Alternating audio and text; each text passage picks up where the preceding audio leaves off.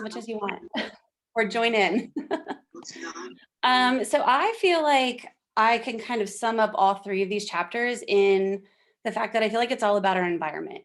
It's all about the environment that we put ourselves in and who we surround ourselves with, and the cues that we take from the places that we are, the people that we're around, and all that kind of stuff. So I'll start with chapter 7, the secret to self-control. So basically, the big points that I took out of this chapter were, making a good habit obvious and make your bad habits invisible. So it was kind of interesting to me how they started off talking about the soldiers who had been addicted to heroin. And once they came home, so many of them found themselves out of that environment and out of those environmental cues and not being around it all the time. And so they found it, I don't, they didn't say this, but I think they found it easier to not go back to the addiction because they weren't surrounded by it all the time. And then I also found it interesting that they went to talking about people who go to rehab and then they come back into their old environment and all of a sudden all these cues are there. No wonder they relapse and no wonder they can't stick to their new habits because I mean, how could you when you're surrounded by all those things? So I found that to be really interesting. And just, when they talked about when the context changed, so did the habit. And I feel like we talk about that all the time. You guys have told us that how many times, change your environment, change your mindset, join different groups that have a positive mindset and that, surround yourself with those positive people. And I think just changing your context in general really can help change your habits. And then another thing that really kind of stuck out to me was disciplined people are better at structuring their lives in a way that does not require heroic willpower and self control. In other words, they spend less time in tempting situations. Like, I mean, how often, I don't know about you guys, but I'm all the time, oh my gosh, I need willpower. I need this, I need that, especially when you're trying to eat healthy or, anything in life. It's like, I need the willpower, but do you really need as much willpower as what you think you do? Because I never really thought of it this way. I always thought, willpower, willpower, willpower. But it's true if you surround yourself or put yourself in a different environment or the best you can, then a lot of your habits can change or it's a little easier to change them. It's easier to practice self-restraint when you don't have to use it very often, which is kind of what they were just saying. So yes, perseverance, grit, and willpower, which we always talk about, are essential to success. But the way to improve these qualities is not by wishing you were a more disciplined person, but by creating a more disciplined environment. And this immediately made me think of the 90-day push that we're about to start. Because, when you create those habits every day, when you get up, when you do your IPA, when you're, really hyper focused and you're surrounding yourself with the people that are doing the same things, you're basically creating your disciplined environment, which makes it much easier to take that habit and push forward and just continue on. I actually found myself the other day saying, I'm really happy for this 90-day push because I felt a little scattered since we stopped Consistency Club. I felt like I had such a good routine and, we had these things we were doing every day and you'd think I just keep doing it, right? But because we weren't like in that group anymore, in that group setting, I found myself falling back and kind of taking some steps back. So, just I think not only being in that more disciplined environment, but just pushing through even when you feel like, even if you don't have that right there, just keep pushing through and do what you know how to do to keep that habit moving forward. Um, and then it talks about once a habit has been encoded, the urge to act follows whenever the environment cues reappear. So this kind of made me think too of, when we enroll somebody, it's like, someone reaches out to you and you enroll them. And then, it's just like whenever, if someone, shows interest or whatever, it's like those environmental cues are reappearing and it's almost like you go into autopilot and we know what to do and we know how to work with those people and we know how to move that forward and how to, get them enrolled and get them started on products. So it just kind of, those cues just kind of keep coming over and over. Um, or it can cause the opposite. If you're not careful about cues, you can cause the very behavior you want to stop. So it can go both ways. So you have to be cautious of that too, of just, I guess you can find yourself falling in the negative side of that where, oh my gosh, why aren't people responding to me? Or why aren't people, reaching back out? Or what am I doing wrong? And, so then I know that I find myself doing this sometimes where I kind of shut down and I just think, oh, I'm just not going to do anything for a week or two. And that's not the way to be either. So you have to be conscious of that too. So I liked those things. And then also you can break a habit, but you're unlikely to forget it. So we can try so hard. But when those negative cues sneak up, I feel like we have to be very conscious in trying to switch back and change that mindset to the positive and just keep moving forward.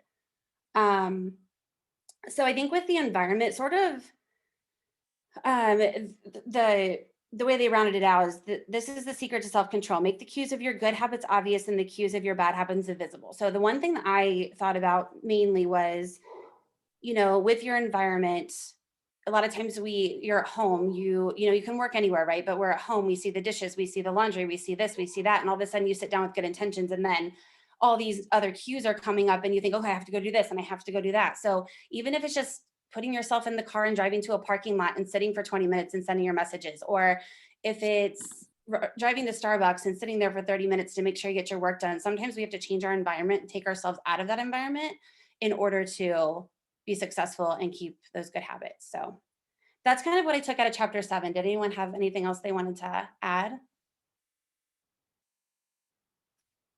No, I think that was great. Like honestly, like you pinpointed like those things and related it back to like the business, which is I think super important in this right now. But like I think making it to the point where, like you said, like on Saturdays, like yes, my house is a mess. Yes, the dishes are piled up. There's probably laundry piled up. I have a workout to do. We probably have places to be. But like the first thing that I make myself do is sit down and I like stop and I either go to the table or my desk and I do the basic things in my business before I do anything else. And then that way it's done. And then it's not 9 o'clock on a Saturday. And I'm like, well, crap, I didn't do any work today. Right. So it's just kind of like getting in that, like that habit, but that mindset of other things can wait. And then you can kind of pick up, but for sure. I think the interesting thing you just said there too was you go to your table or your desk. It's one or the other. And those cues in your brain keep that habit going because you're like, I'm sitting at my table or on my desk, I'm going to do my work. It's not like I'm either going to sit at the couch, or I'm going to sit here, I'm going to sit there. You have those two spots that you go to. So, um, yeah. So creating a good habit is making it obvious, and how to break a bad habit is basically making it invisible, is what they're saying. So, seems easier said than done sometimes, but if you sit down and really break it down, it's not that difficult.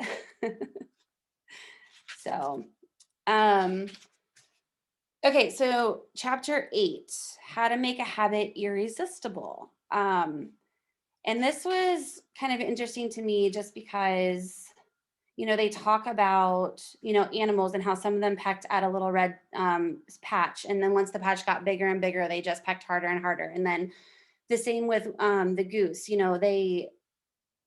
their brain is structured to protect their egg and bring the egg back to the nest. And it didn't matter what object it was the same round object. And even if when it's got bigger and bigger, it's like they were trying harder and harder to bring it back. It's like our brains are just programmed and preloaded. It says our brains are preloaded with certain rules for behavior. And when it comes across an exaggerated version of that rule, it lights up like a Christmas tree. Scientists refer to these exaggerated cues as supernormal stimuli. Um, so this sounds kind of crazy probably, but I feel like I do this sometimes in the sense of not even business wise, but even like if you're trying to eat healthy or get on, more of a healthy eating plan or something like that. It's like you go big or you go home. It's like, oh my gosh, I'm starting tomorrow. So I have to, your brain goes into overload. And then you're like, I have to eat this and this and this and this and this because I can't have that for the next however long. And I feel like it's the same way in a lot of different aspects of life. It's like our brains just go into overdrive and then we either go in the negative direction and go towards a bad habit, or we just completely shut down. It seems to be like the two big things that people do. So Pavlov, no, I don't know. Okay, What well, is like that? what you were saying is like, like you guys don't know the psychologist. Yes, like the psychologist who like had the dogs like salivate every time he like did a treat or rang the bell. And so it's like, no, okay, everyone else knows. Okay, do you know? You'll have to look it up. You'll have to look. Okay. I won't. Yeah, the drooling dogs. Okay, I'm obviously not up to times on Pavlov. No, it's I don't either, Lindsay. It's all just carry on. Okay, I'm not the only one. That makes me feel better. You're good.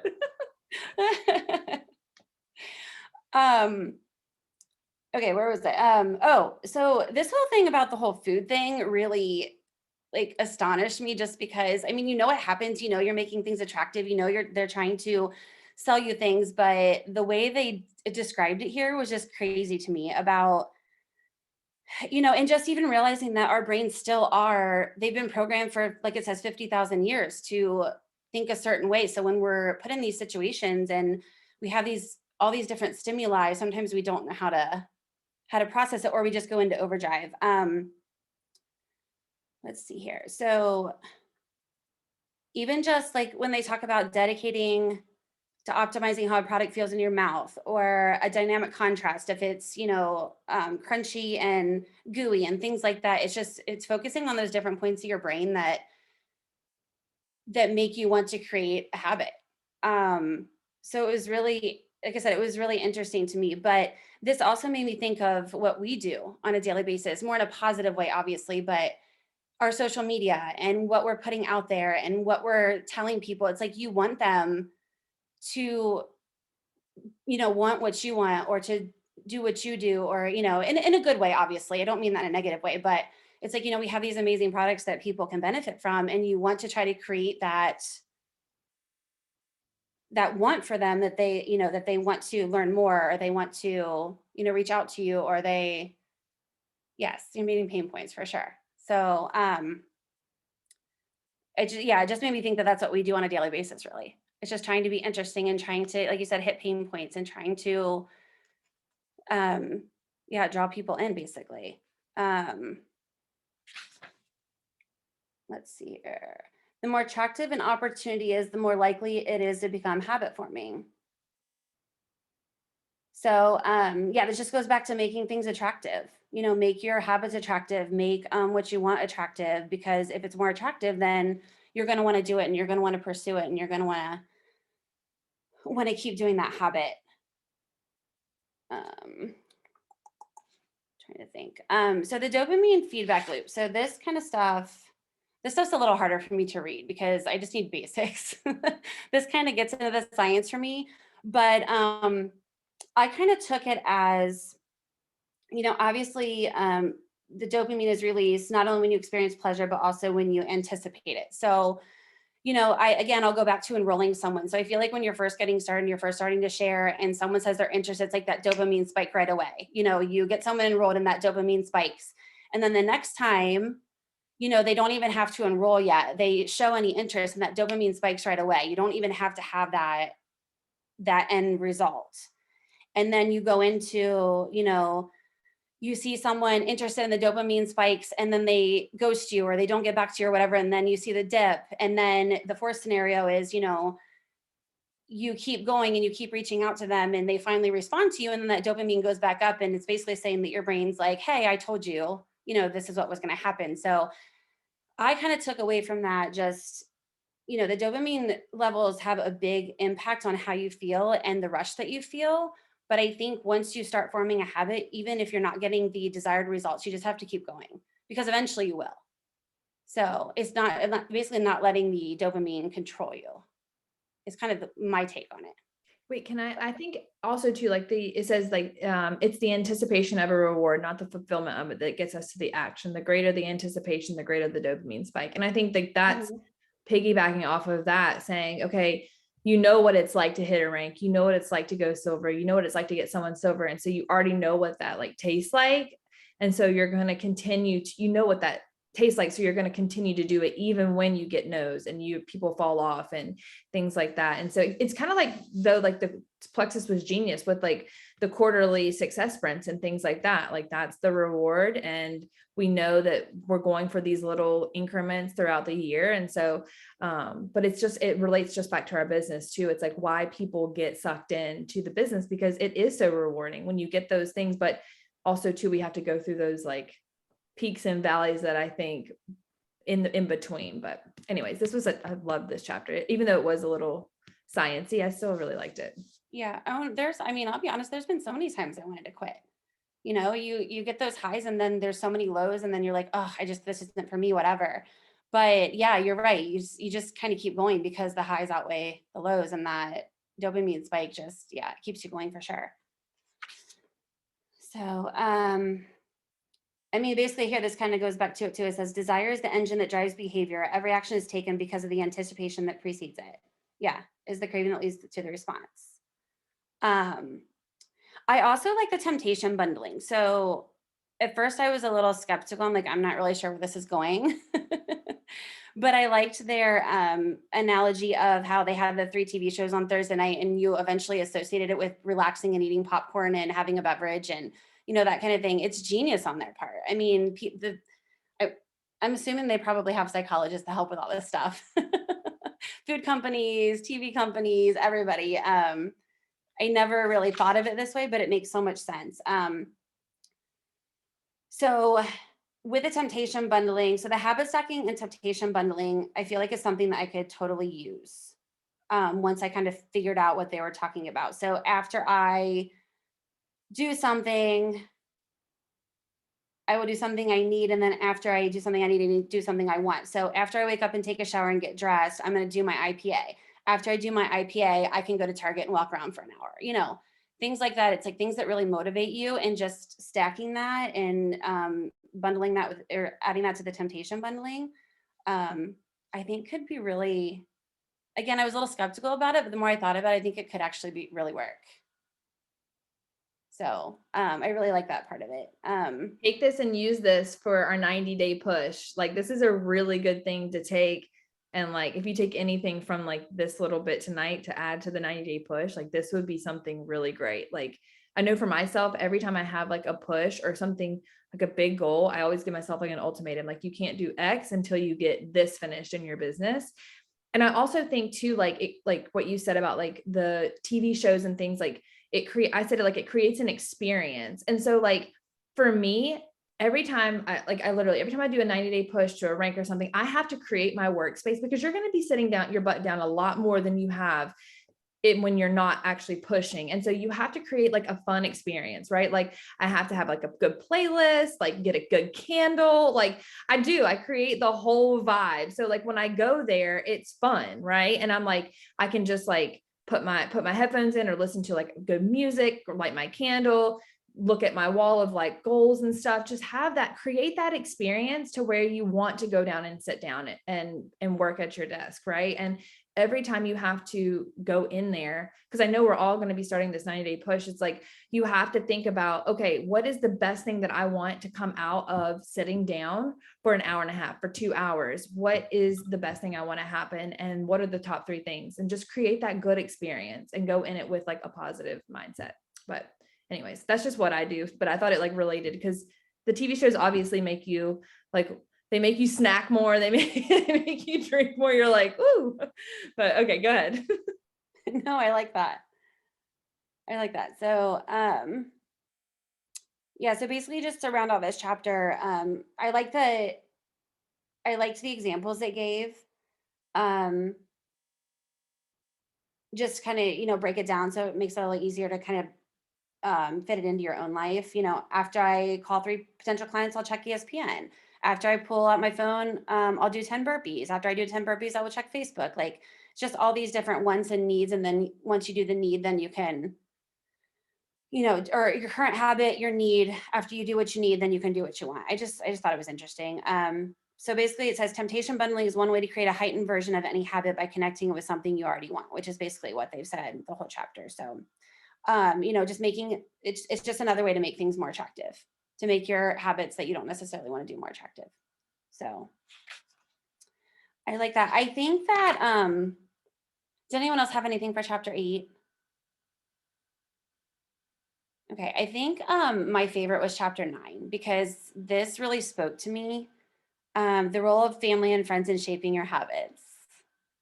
Who's a people pleaser? Who didn't want to do this business because they were afraid of what everyone was going to say about them? I feel like this hit that home, because I still struggle with that a lot of days. I don't, a lot of my family and friends don't understand. They're like, why are you doing this? This is this, all those things that we hear all the time. So, just basically the close people, the many, and the powerful. So the close people are your friends and family. The many are the groups we associate with, and the powerful are those with status and prestige that we kind of look up to. So let me go back for a second, because it talks about the seductive pull of social norms. And this was really interesting to me, because it says we don't choose our earliest habits, we imitate them. We follow the script handed down by our friends and family, our church or school, our local community, and society at large. In many ways, these social norms are the invisible rules that guide your behavior each day. And I was like, whoa, mind blown. It's something so simple, but you don't think about it that way. And the customs and practices of life and society sweep us along. It's kind of like what society does, you kind of follow suit, right? Or what your friends are doing, you kind of follow suit. Uh, Well, and I thought too, where it says like being separated from the tribe or being casted out, like the lone wolf dies, but the pack survives. Like if you're in Emily Gibson's coaching, she talks about that all the time, like that whole pack mentality, and then like being a caveman, you know, and being outside of the cave, like you're not gonna die. There's enough food. There's no lion, right? And so like I thought that when I read this. But I'm the one who gets like FOMO a lot, like, and I don't like to miss out on like anything that I know is going to be like fun or like that I would enjoy. So that is what this related. Like, I related a lot to this chapter because of that. Yeah, that makes complete sense. I also thought too, it says often you follow the habits of your culture without thinking, without questioning, and sometimes without remembering, which is interesting to me because I think I do that without even thinking about it a lot of times. So with the close, you know, it says one of the most effective things you can do to build better habits is to join a culture where your desired behavior is the normal behavior, which is how I feel about, you know, our team and our group and even Emily Gibson's group. And I would lump her into the powerful too, like those with status and prestige that you kind of look up to. So that's kind of a double-edged sword with her. But, you know, we always talk about surrounding ourselves with like-minded people and surrounding ourselves with people who have the same goals and the same wants and the same desires. And I feel like that's what we really have here. And that's just so helpful to keep pushing on and to keep trying to reach our goals, especially on the business side. And your culture sets your expectation for what is normal. Surround yourself with people who have the habits you want to have yourself. You'll rise together, which is the same thing we do, right? Same thing with the 90-day push, same thing with the consistency clubs, same things with our weekly calls. It's like having, you know, the people around you. And this is just our normal. Like, this is what we do. This is how we do our business. And it's super helpful just to have like-minded people around you. And let's see here. The shared identity begins to reinforce your personal identity. This is why remaining part of a group after achieving a goal is crucial to maintaining your habits. It's friendship and community that embedded a new identity and help behaviors last over the long run.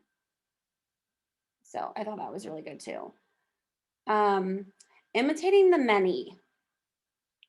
So this is where I feel like I related a lot because I think we all do this. And I think sometimes, you know, it can get in the way of reaching our goals or doing things that we really want to do because you tend to conform to social norms. So they're saying, you know, if one person disagrees with you, you'll probably stick your ground. If two people disagree with you, you'll probably stick your ground. But if a third person disagrees with you start questioning and you start thinking, am I wrong? Am I doing the wrong thing? And I feel like this relates to our business so much because how many people question us every single day, not just with the business, but with the products, you know, well, why would I take that? Or how is this going to help me? Or, you know, any of those types of things. And then you start to second guess yourself. You're like, well, am I promoting the right thing? Should I be doing this? Should I, you know, if enough people tell you that, you start to question it yourself. So again, I think it goes back to, you know, with the many, if you have that happening and you tend to conform to social norms, then I think it's good to go back to our environment and the close, which, you know, the group of people that you associate yourself with, just to kind of ground you again and just kind of keep you moving forward to those positive habits.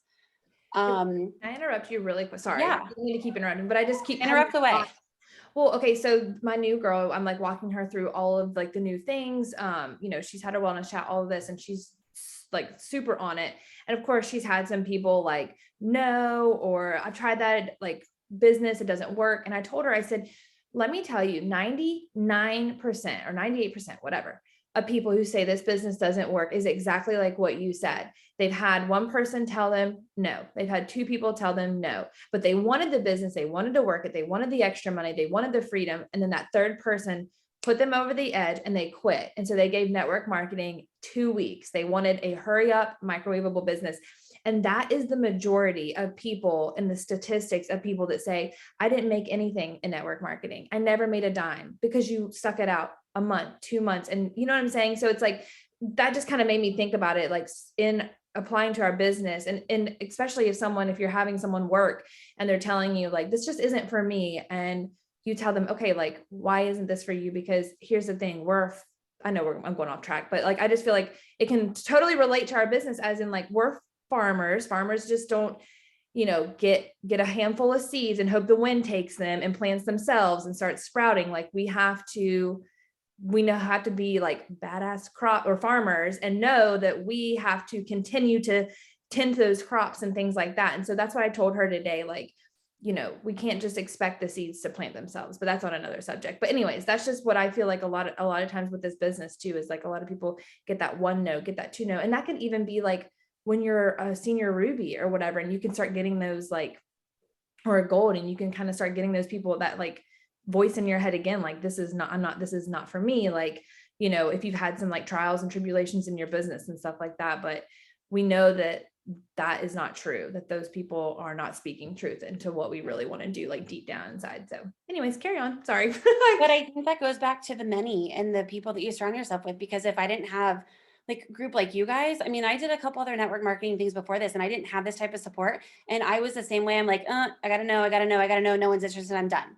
Yeah. But this is different because it goes back to the many that we surround ourselves with, in my opinion. Whereas when we get the no's and we get the no's and we get the no's and we think, oh my gosh, is this really for us? We have people to go to talk to about it, and they can reassure us that that's not the case, and kind of help you flip that mindset and kind of help you, continue with those habits that you're already doing. So I just think that, that's why I really like this chapter, just because I think this for me is so important. I think this is one of the most important aspects of our business and just life in general, is making sure that you surround yourself with people who are like-minded. Yeah. Which, And also too, like as a leader, like, don't let your team dip out on their goals. You know what I'm saying? Like when they come to you and they're like, I just can't tonight, like, I just don't feel good or something like that. You have to remind them why they started, right? Like, or they're like, I'm just feeling like down and out. Then you have to be like, hey, listen, like, remind them of why they're here. Remind them of when they didn't feel this way. Like I always tell like Brianna and Heather, like, hey, if your team was like just doing everything, like you'd be totally okay doing this. But now that you're in a valley, like it's a little bit harder and you don't want to push for that hard, and I think that's normal as humans, right? But I think like as leaders, we're their support system. We're the one telling them like, hey, you can do this. Like, let me show you how, and let me give you words of encouragement. Like, I'm not going to let you dip out on your goals. And you're not being bossy or anything like that, but you're actually helping them. You're being those people that they need to be surrounded by, like, for sure. And so I think that goes back with like just being in a leadership mode. Like you really do determine like their mindset some of the times when they're in those funks, and I mean, I know if it wasn't for a lot of like mentors and stuff for me, like I wouldn't be here, just because you can get into such crazy head junk, and you got to surround yourself by successful people, even more successful than you are, just because you always want to gravitate and learn. So definitely. For sure. This really stuck out to me too. The human mind knows how to get along with others. It wants to get along with others. This is our natural mode. You can override it. You can choose to ignore the group or to stop caring what other people think, but it takes work. Running against the grain of your culture requires extra effort. And I mean, if that doesn't hit home, I don't know what does. Because that's what we're constantly doing, right? It's choosing to ignore those people or those close to us or those who don't have the same mindset and all their negative talk, and going against that and just stop caring what they think.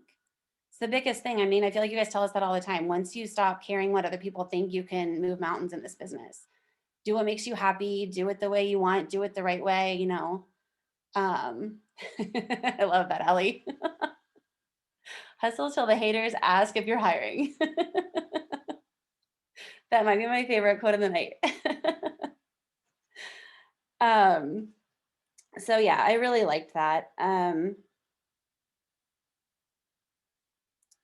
So going to sort of the third, which is the powerful, those with status and prestige. It says many of our daily habits are imitations of people we admire. And I feel like that's so true. I mean, we look up to certain people. We try to do things the way they do it because they're successful, or they, have gotten to a certain point because of it. And I don't think that's a bad thing at all. I think that's a really good thing, to look up to people and to admire them and to want to imitate what they do to a certain degree, right? I mean, obviously put your own spin on it and be your own person and bring your personality into it, but it never hurts to have people to look up to and people to talk to and to get inspiration from and just to, work with. And I take that back, like I said earlier, to just the beyond the rink thing. I mean, that's not necessarily for everyone, whatever, mindset thing you're doing. I just think they're super important. I mean, I find that when I have a down day or I'm just feeling kind of blah, I pop one of her podcasts on and I think, oh, that's what I needed to hear today. And it's kind of crazy how that happens, how you just, whatever pops on that day or whichever one you randomly choose, you find a way that it relates to your life. And it's like, oh, that's what I needed to hear today. That was meant for me today. So I just think these things are really important.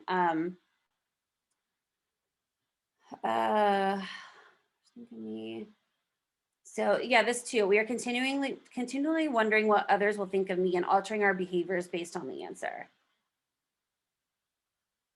And I feel like it's just so empowering when you don't do that anymore. Or when you say, what will others think of me, but I don't care. It's okay.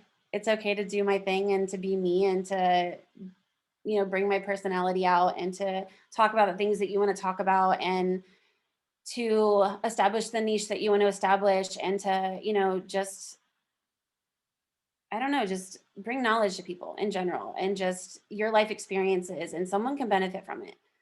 So, and it is a battle for me every single day. I'm constantly, since I'm such a people pleaser, it's always, what's this person going to think? What's that person going to think? And, then you fall into that trap and it's just, it's a constant battle and constant work, but it is so freeing when I feel like you can just let it go more often than not.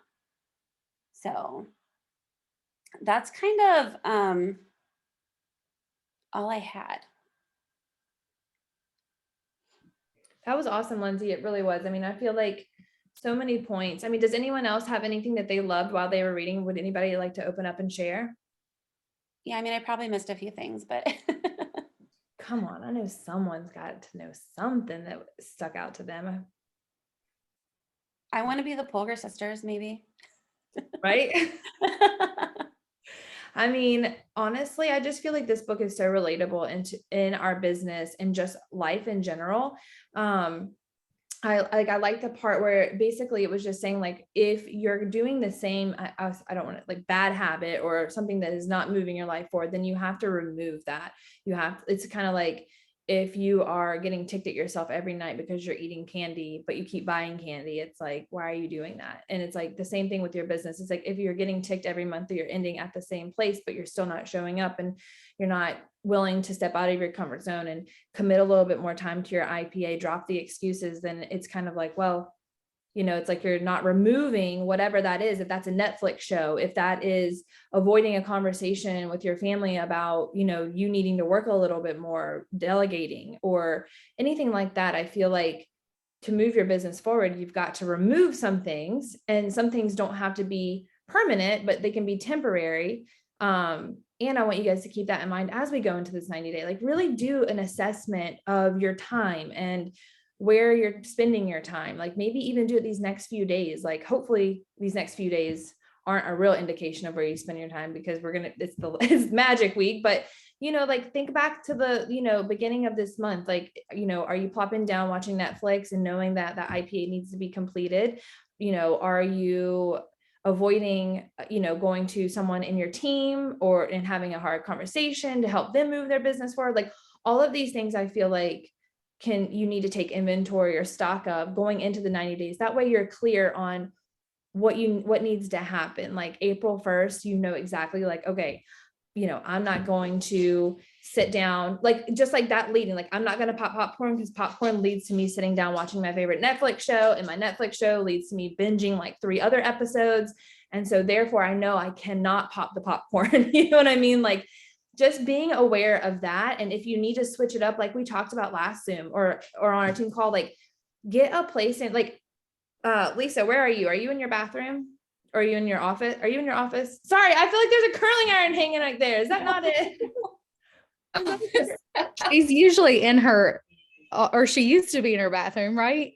Did you used to be in your bathroom? I took a bubble bath on the One Book Club Zoom just because I wasn't feeling well, but now Okay, I'm like, I totally feel like And because I would turn my camera on accident and scare everybody. no, I literally thought that was like, just ignore me. I thought that was like a curling iron hanging, like, okay, never mind. Okay, but I was gonna use you as an example. I'm like, look, she's in her bathroom right now. She pulled a chair in her Boy bathroom. dress. I'm like, girl, she's in the bathtub right now, and this is her place. She's claiming it.